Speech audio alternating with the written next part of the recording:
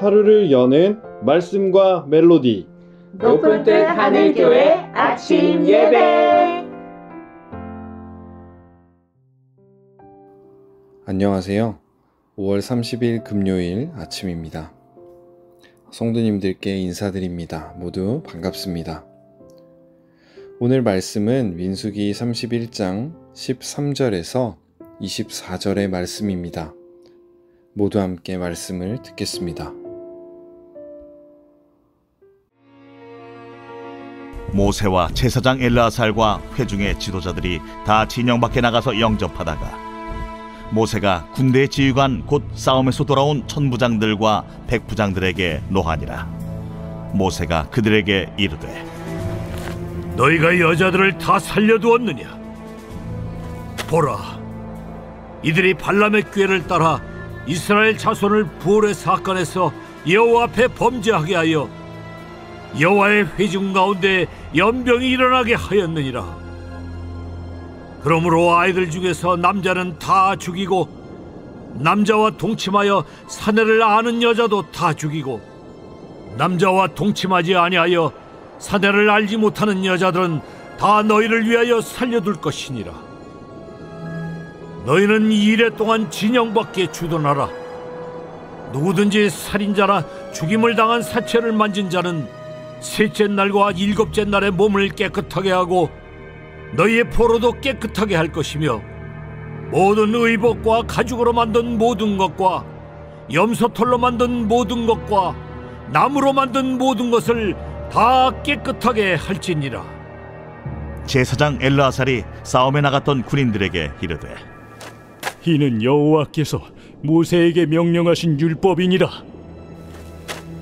금, 은, 동, 철과 주석과 납 등에 불에 견딜 만한 모든 물건은 불을 지나게 하라.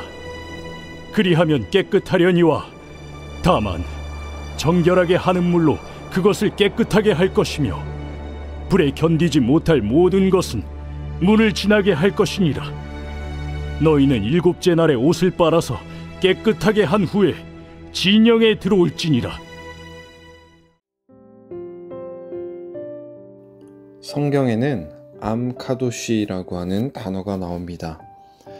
이 암은 히브리어로 백성이고 카도시는 거룩한이라는 뜻을 가지고 있습니다. 즉 거룩한 백성이라는 단어인데요. 성경을 읽을 때 중요한 신학의 개념입니다. 하나님이 이스라엘 공동체를 넘어 교회 공동체에 원하시는 것이 바로 이 암카도시가 되는 것이니 말입니다. 오늘의 말씀은 저번 주에 나누었던 이야기와 이어집니다. 발락과 발람의 일을 기억하실 것입니다. 발람을 통해서 이스라엘을 저주하게 하려 했던 발락의 계획이 실패하면서 마치 그 사건은 아무 일도 없었던 듯이 민수기 24장이 끝납니다. 그리고 갑자기 25장에서는 시딤에 머물던 이스라엘 백성이 모압 여자와 더불어 행음하는 장면이 나옵니다. 이로 인해 하나님의 진노가 백성들에게 임하게 되죠. 사실 이 모든 것은 거짓 선지자 발람의 계획이었습니다. 31장 16절은 이것이 발람의 꾀였고 그로 인해 이스라엘 백성 가운데 연병이 일어나게 되었다고 진술하고 있습니다. 이러한 사건으로 인해 하나님께서는 미디안에게 갚아주라고 오늘 말씀을 통해 명령하십니다. 전쟁을 명한 것입니다. 어떻게 보면 굉장히 잔인한 명령처럼 보이기도 합니다. 백성들은 하나님의 명에 따라 전쟁을 수행했고 결과는 큰 승리를 거두게 되었습니다. 그리고 자신들을 공경에 빠뜨린 발람도 죽이게 됩니다. 그런데 전쟁에 승리하고 노략물을 탈취해온 백성을 향해 모세는 화를 내기 시작합니다. 여자들을 모두 살려왔기 때문입니다.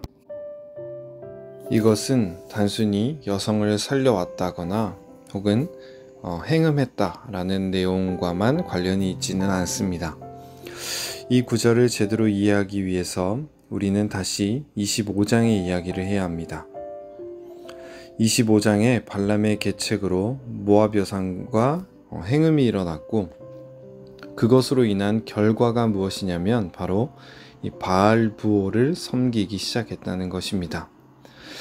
가장 궁극적으로 발람의 계책은 하나님을 떠나게 만들어서 이스라엘이 스스로 저주를 받게 만드는 계책이었던 것입니다.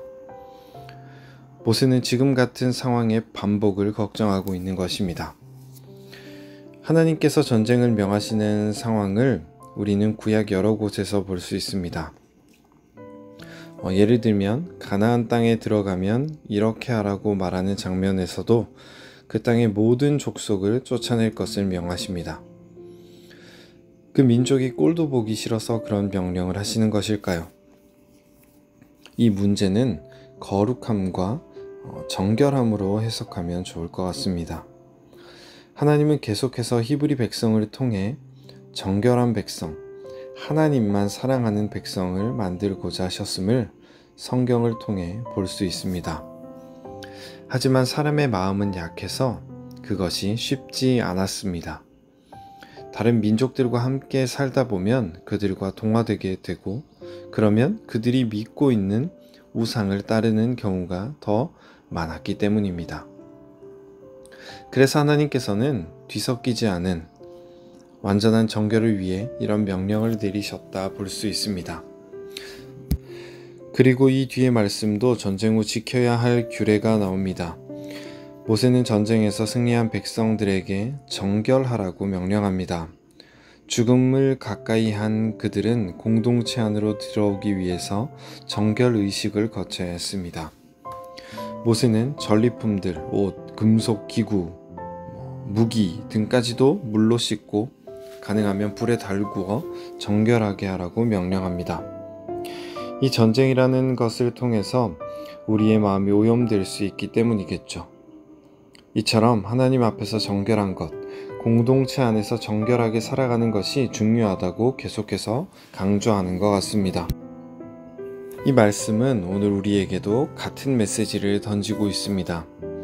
세상을 살아가면서도 하나님 앞에서 정결함을 지키기를 원하고 계시는 거죠.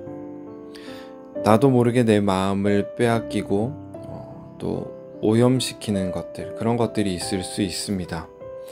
시팀에서 백성들이 모압 여인에게 마음을 빼앗겨 하나님을 떠나고 우상을 섬겼듯이 오늘 살아가는 우리도 돈, 쾌락, 성공, 다양한 여러 가지 것들에 의해 하나님보다 더 큰 우상을 우리 마음 가운데 가지고 살아갈 수 있습니다. 그래서 우리는 우리의 마음과 삶을 살펴보아야 합니다.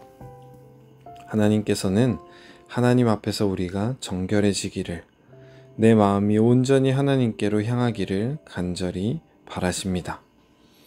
오늘 하루도 말씀을 마음에 새기며 하나님께서 기뻐하시는 삶을 살아갈 수 있는 거룩한 백성들이 되시기를 간절히 소망합니다. 기도하겠습니다. 하나님 아버지, 오늘 말씀을 통해 우리의 마음과 삶이 주님 앞에서 정결한지 돌아봅니다. 혹시라도 주님 앞에서 정결치 않은 부분이 있다면 주님 깨끗하게 씻어 주옵소서. 날마다 하나님의 거룩하심을 닮아가며 주님의 뜻을 이루는 거룩한 백성으로 살아가게 인도하여 주옵소서. 감사드리며 예수님의 이름으로 기도드립니다. 아멘.